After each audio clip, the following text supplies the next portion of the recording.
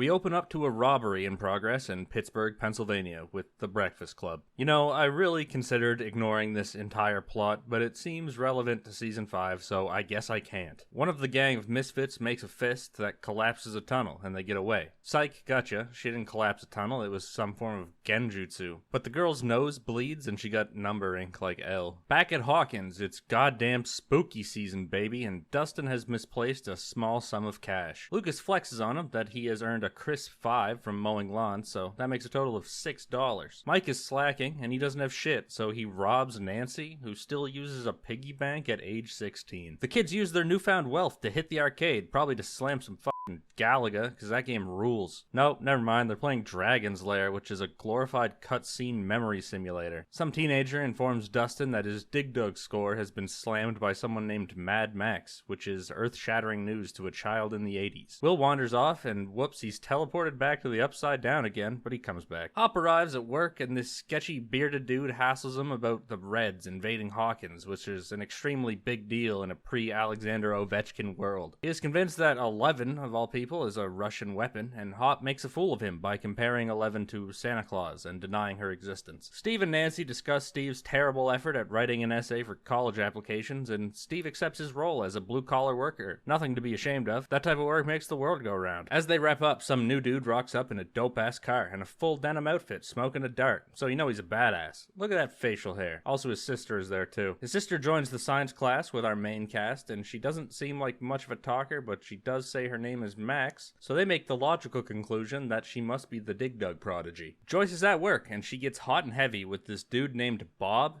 and it should have been me, not him! Hopper goes to investigate a patch of pumpkins that have been hit by some sudden and instant pumpkin plague, which somehow demands the attention of the chief of police in this one-horse town. Nancy invites Jonathan to a Halloween party. The kids observe Max from afar and continue to theorize about Dig Dug. She ain't bout it. Joyce picks up Will, and he goes to get experimented on or something. The doctors ask him to name his favorite candy, and he says Reese's, which is a stupid answer because Kit Kat is the obvious correct answer. He describes a vague looming threat that he sensed. This is also at Hawkins' lab, but apparently management has shifted to good people. They seem to be investigating the suspicious flesh portal, but they're now equipped with flamethrowers. Max is Mad Max, by the way, obviously. Nancy and Steve the Hare Harrington arrive to have dinner with Barbara's family, who are still frighteningly unaware of their daughter being murdered by an eldritch monster from a nightmare dimension. They tell Nancy that they plan to sell their house and hire a private investigator to figure out her murder, or wherever she is missing, I don't know. Nancy understands that Barbara's dead, and also a PI is woefully underqualified to deal with this situation, so she excuses herself to take care of this moral tornado taking place in her soul. Mike's at home, in his basement, alone. He misses Elle, so he tries to radio her. No answer. When he walks away, he hears her, but then Dustin interrupts to deliver the big news about f***ing Dig Dug. It's movie night at the buyer's residence. Will is being an angsty twerp, and Jonathan tries to connect with Will by explaining that being a loser weirdo is actually hella sweet. And Will agrees. Back at Hawkins' labs, the lights start going fucking crazy, which is never a good sign. Will hears thunder while taking his nightly whiz, and the door opens itself, and oh, there he goes, teleporting back to the Upside Down again. He goes outside, which is a terrible idea, because illuminated by the storm is a goddamn kaiju. Hop arrives home to his weird cabin in the woods, and Elle is there, and grills him about being late. She got hair now.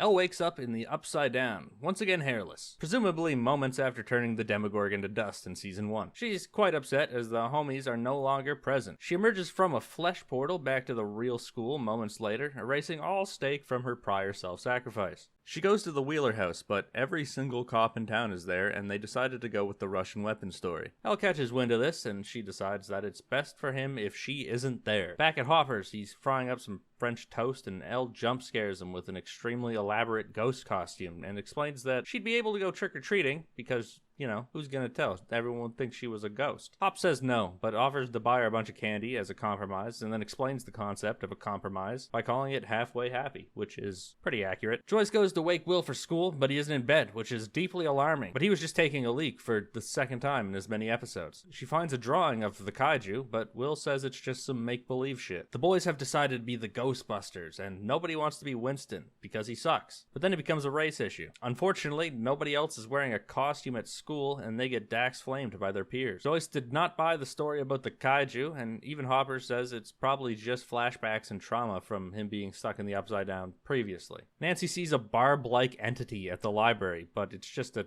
different human woman. Her conscience is on fire, and Steve explains that trying to tell the truth would not only make them look insane, but also anger the mysterious shadow government. Why the shadow government hasn't just made a fake barb like the corpse they found for Will in season 1 is beyond me, but whatever. Moving on. Lucas and Dustin decide to combine their riz to reach almost one full person's worth and try and win over Max. They invite her trick-or-treating, and she seems oddly charmed by their dorkiness. Hopper returns to work, and there is now a completely different pumpkin farmer who's experienced the pumpkin plague, and he blames the prior pumpkin farmer, assuming they're in some sort of pesticide war. He explains that every farmer's crops have been genocided, not just his. Max's brother picks her up from school, and he is a complete dick and very unhappy with being in the boonies, which is apparently Max's fault. She won't admit to it, so he threatens vehicular homicide on our boys, and he damn well would have done it if Max didn't make him swerve. Surely this character is beyond redemption. Jonathan is sent to chaperone trick-or-treating since Joyce is nervous and Will thinks that's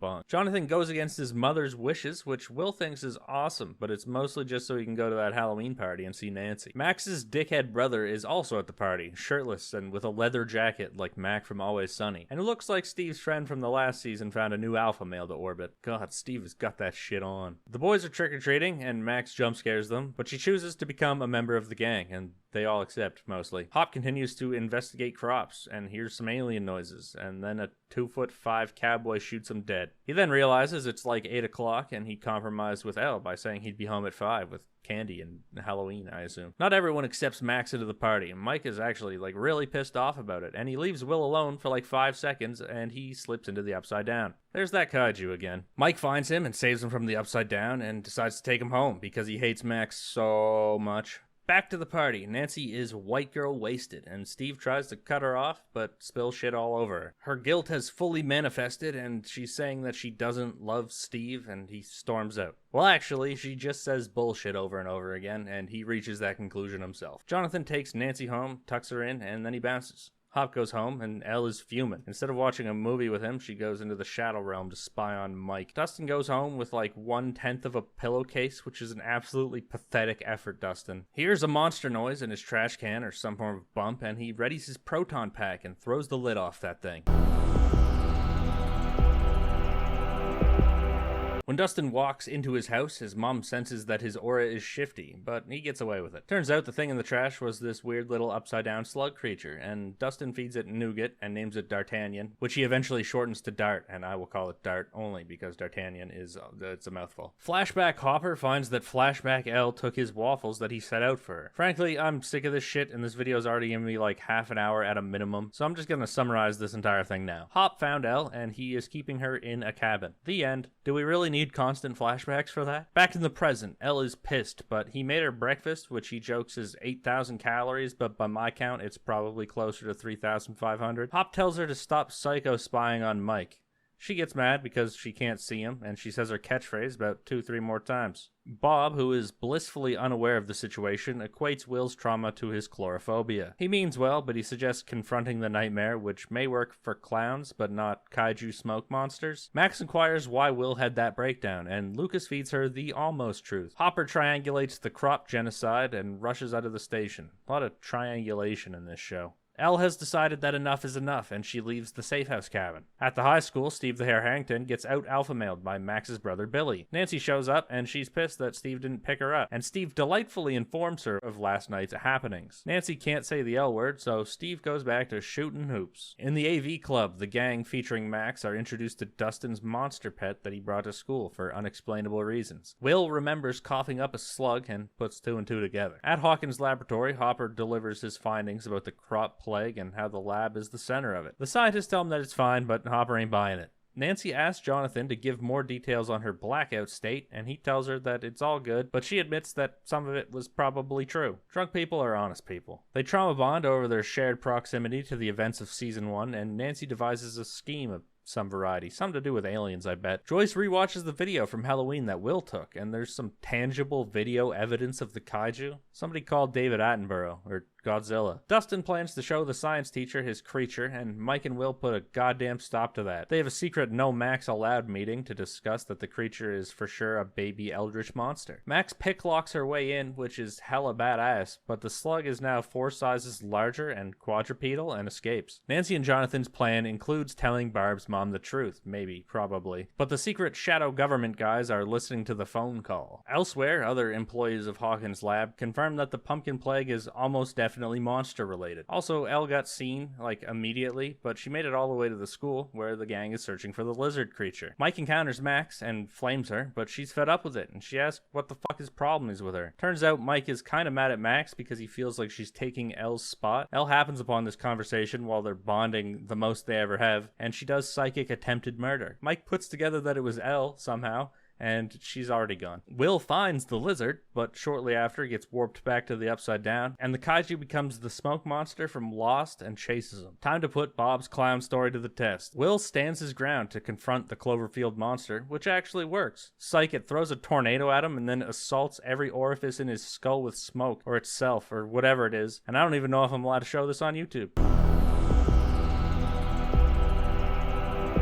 Joyce's mom's senses are on fire, so she drives to the school where her and the kids all share just how much they don't know where Will is. They find him in a field as he's being smoke assaulted, but to them it just looks like he's in some strange trance. After he comes to, Joyce takes him home, and Max is pretty sure that the story she was fed is bullshit. Also, Dustin found the lizard, but he doesn't tell anyone. Back at home, Joyce confronts Will about the Halloween video with the kaiju, and she validates that it's totally real, which is probably really concerning to any hopes he had that he was simply schizophrenic instead of the victim of unknowable monstrosities. All of this will be heavily recontextualized way in the future, but for now, he's just sorta at the wrong place at the wrong time type shit. Elle moseys her way on home, and the piss scale has tipped in Hopper's direction. He decides that it's high time to do some parenting, but it's pretty hard to be a parent to Jean Grey, so she breaks just about everything in the cabin. Joyce, angel that she is, draws Will a bath, but it's too hot. He says some ominous shit and then walks away. The monster doesn't like when it's hot. Hopper tells Elle if she cleans up, she can have her television back. Compromise. Turns out Joyce has been blowing the station up, so Hop has to go handle that. Steve continues to get alpha mailed, and what the fuck, man? There's a foul in the play. Nancy and Jonathan arrive at the designated rendezvous point to tell Barb's mom the truth, but she's a no-show.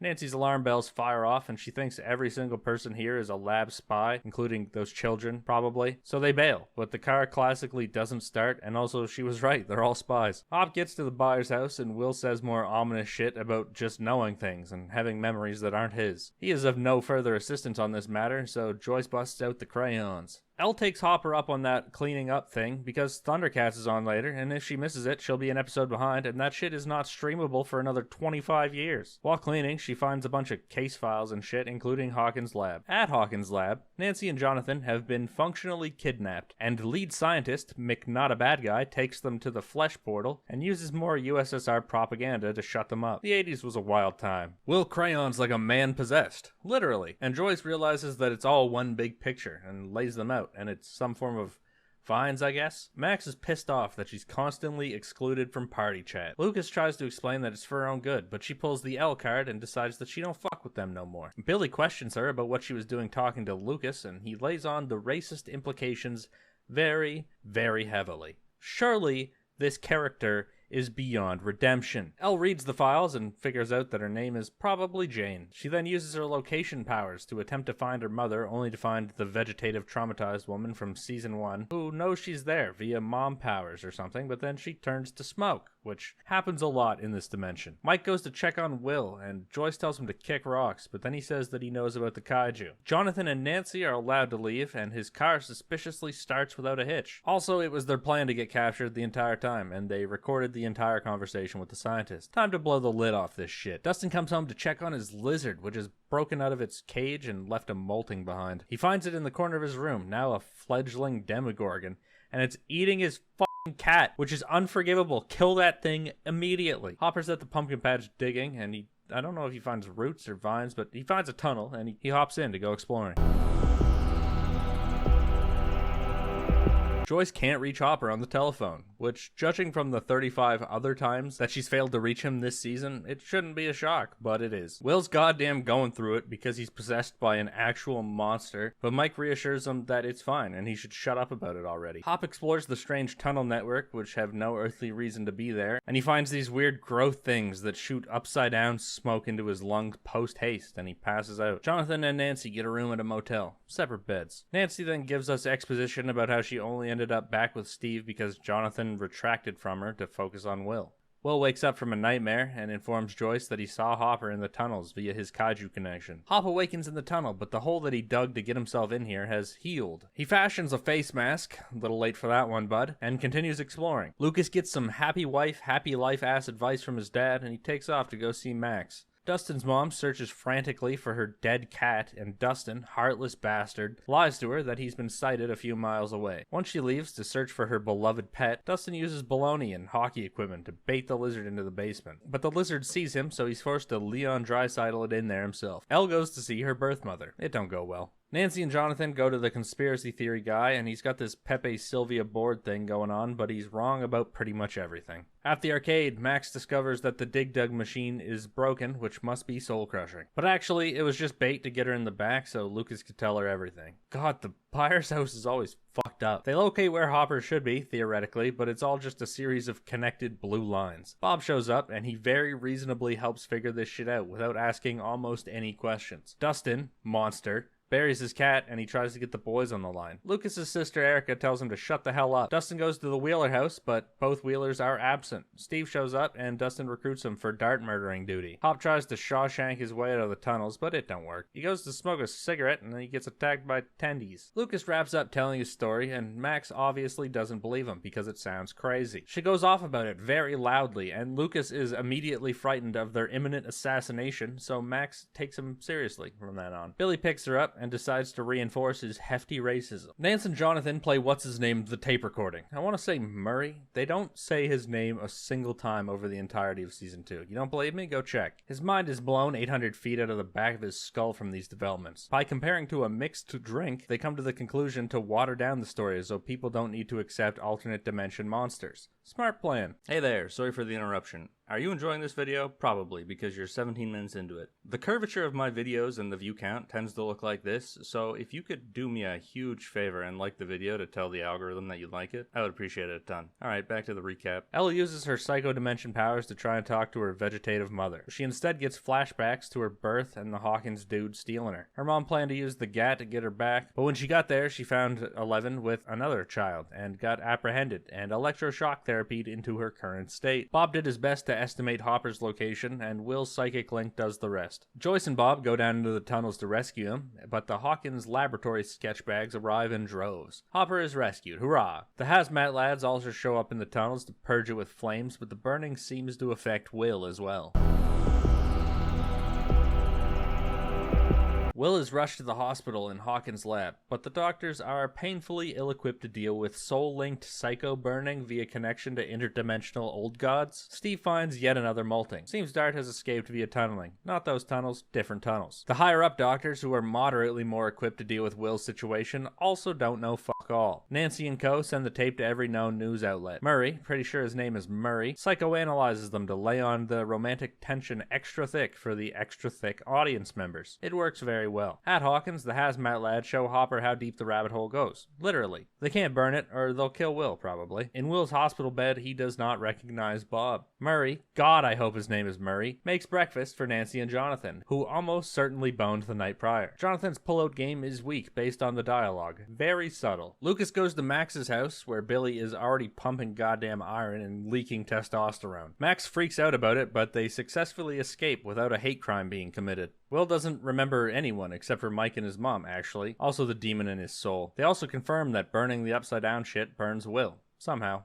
It's unclear. The doctors give some bullshit, but admits that there's some sort of hive mind, and it's taking over Will's body, which is why he's losing his memories. Hopper tries to contact Elle, but she got her own shit going on. She ain't home. The scientists discover that Will's brain is doing some unexplainable shit. The moral discussion of stopping the spreading versus the weight of Will's life comes up. The head doctor is firmly in the let's not kill a child camp. Steve and Dustin rendezvous with Lucas and Max at the junkyard, which to my knowledge is one of the only 5 locations in Hawkins. Nancy and Jonathan return to the buyer's residence to an overwhelming amount of evidence that something fucked is happening. Again, Will pinpoints with photographs of his map to where the monster probably is. Max trauma dumps on Lucas while waiting to kill Dart. That's not to say that it's invalid trauma. Her brother is a complete dickhead. They share a moment, but then it's monster o'clock. Steve, altruist, badass, gentleman, scholar, and pimp goes to fight it one-on-one. Turns out there's like 5 of these things, actually. When Steve is surrounded, they seemingly just get bored and leave, so nobody is horribly maimed. The hazmat lads approach the spot that Will mentioned and pointed out on the map. The dogs arrive there instead to deliver their horrible maiming. Will lied to get them killed. Also, 5 was a vast underestimation. By this radar alone, there's at least 23. Actually, this second shot of the radar confirms that there is exactly 23. Will warns that the dogs are on their way to the lab right now.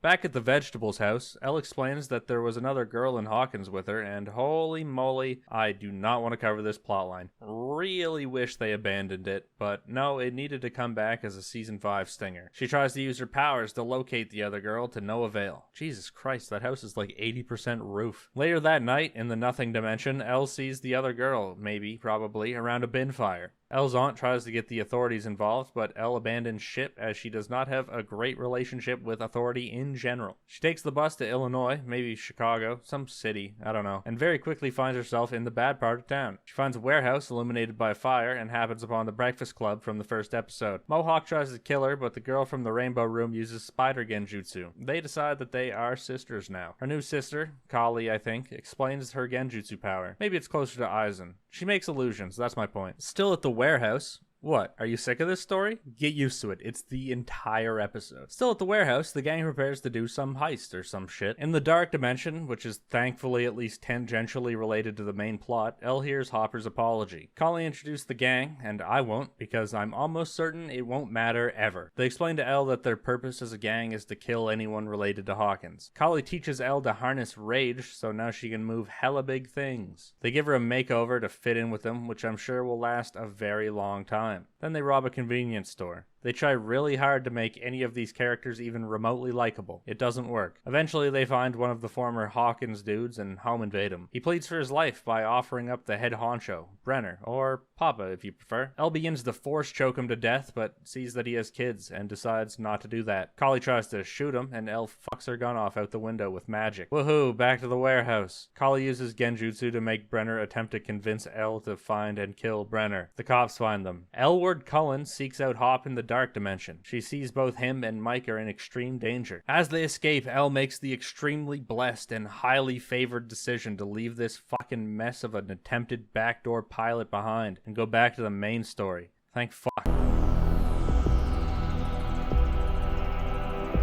Okay guys, gals, and other pals, we are back to Hawkins' lab. The first of presumably 23 dog things crawl out of the hole. Everyone tries to escape this soon-to-become Dead by Daylight map, and Mike comes to the conclusion that they should probably put Will into an induced coma so the shadow kaiju can't locate them. Joyce agrees. The dogs, cut the power or something? I don't know how they did it. Billy prepares to go hammer ass by the looks of things, and his parents give him the business about Max being missing. Turns out Billy's dad is an even bigger prick than he is, which is usually how these things go. He tells him to go find Max, but he's a total cunt about it.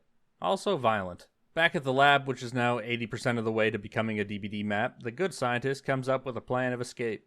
They gotta go turn on the power, blah blah. It requires coding, so Bob's gonna go do it. Nancy and Jonathan arrive at the lab, and then Steve and the kids do as well. Thankfully, the entire cast is at this building, and I won't have to keep changing locations. Bob gets all the doors open, but forgets to take his gun with him. The whole squad escapes, and Joyce waits for Bob at the door. Bob is chased by a dog thing, but he makes it to Joyce, and they successfully escape. Just kidding. He's viciously torn apart by the hell creature. Everyone else escapes, though. Did I say creature? He's torn apart by creatures. Plural. The gang returns to the buyer's residence where Hopper says the thing.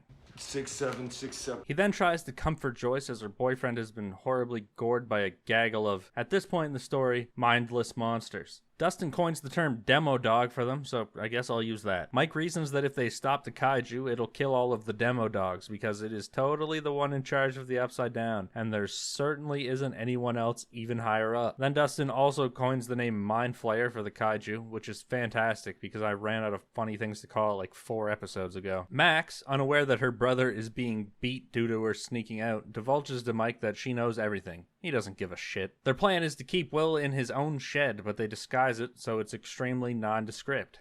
The numbers, Mason. They intend to interrogate him, but he's about as helpful as the girl from The Exorcist. Joyce tries to appeal to the will that's inside of him, and then everyone else joins in. It doesn't work, not even a little. Psych! Hopper discovers that he's talking by tapping his fingers in Morse code. Jonathan plays his favorite song, and they do a Morse code montage. And he tells them to close the flesh gate. Obviously. Why wasn't that a priority to begin with? The phone rings, and Will recognizes the phone ringing, even though they all sound very similar. And he knows where he is, so 23 demo dogs are closing in at rapid pace. They stance up with guns, even though almost everyone here knows they're bullet resistant, but a dead one flies through the window. 11 did it. She's here, dressed like an idiot. Mike and 11 hug and whatnot. Mike's pissed off at Hopper because he hid her away, and he does kid-on-adult violence, which low-key, if I'm being honest, kind of breaches that level of annoying to kind of hurting after a while. Max introduced herself. Elle ain't having that shit. Joyce thinks that if Elle opened the gate, she can probably close it too. Billy goes to Mike's house and puts the goddamn moves on Karen because who wouldn't? She points him to Will's house as she is unaware that he is a monster person. The gang thinks a little bit harder about their plan, that if they close the gate and kill the dogs, it'll probably also kill Will, so they decide to make his body uninhabitable by sticking him in a sauna or something. Remember, the monster does not like heat. Hopper asks why Elle looks like a complete fucking goof. Elle explains about 10% of it because even Stranger Things Season 2 doesn't want to talk about Stranger Things Season 2 Episode 7. They reconcile. It's very nice. He tells her the look is cool. She believes his lie. The kids, sans 11, also Steve, stay behind at the buyer's residence. They want to draw the dogs away from Hawkins by baiting them with fire. Steve tries to put his foot down on that, but then Billy arrives. Steve goes out to handle it, but just gets his ass kicked. Billy tries to commit a hate crime, and Steve comes back and sneaks him. Steve then beats Billy's ass normally. Never mind, Billy gets 90% of the way through manslaughter, and then Max uses chemicals to put a stop to that. No sauna is available, so the Will team just uses like 6 space heaters in the cabin. Steve, who has been kidnapped, is reasonably unhappy about being in a stolen car driven by a 13-year-old. Elle and Hop go to close the gate, but they happen upon the good scientist. He stayed behind earlier. He's also quite injured. The same thing that very intentionally was shown infecting Hopper earlier also infects Dustin. It'll probably never come up again, or it'll be pivotal in Season 5. It's still November when I'm writing this, so I don't know either. Team Steve lights the tunnel on fire at the exact moment the space heater thing liberates Will, which is good because otherwise he'd have been soul burnt. Will wakes up sweaty and confused, which happens to me most nights. I don't know why it's such a big deal. The Steve team encounters a demodog, but Dustin thinks it's Dart, who is a cat murderer still. He feeds it 3 musketeers and it lets them pass. Please remember this moment in 6 years when I release the Season 4 version of this video. Nah, it'll probably be sooner than that, probably. Anyway, they escape, but Steve and Dustin are horribly killed. Nah, I'm kidding again. They just run right by them. Elle is doing her signature move of holding up her hand to MacGuffin the plot away. The demo dogs are inbound on their location, and time is running out. She solves this problem the only way she and the writers know how,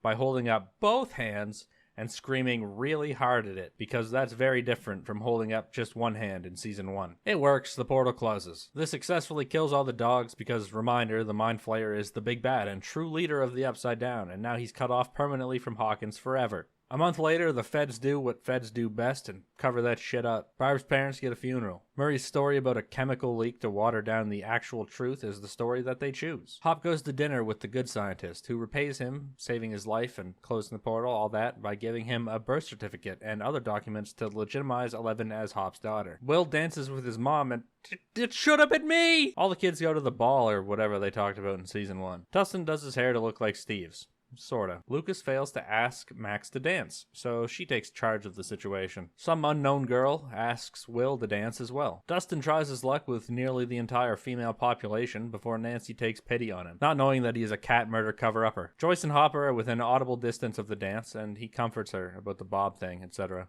Jane Hopper makes her first ever appearance at the dance, and her and Mike dance. It's a fucking dance, man. Do I have to recap this part? Anyway, they kiss again. It's very sweet. In the Upside Down, the Mind Flayer looms ominously over the school. I'd like to give a big shout out to my lone patron, Kick Asterisk, otherwise known as Travis. He's been supporting me for a really long time, despite the fact that I upload almost never. If you'd like to join him in giving me money and getting videos a little bit early, and also me apologizing for not uploading at all, you can do so with the link in the description. Thanks for watching. Goodbye.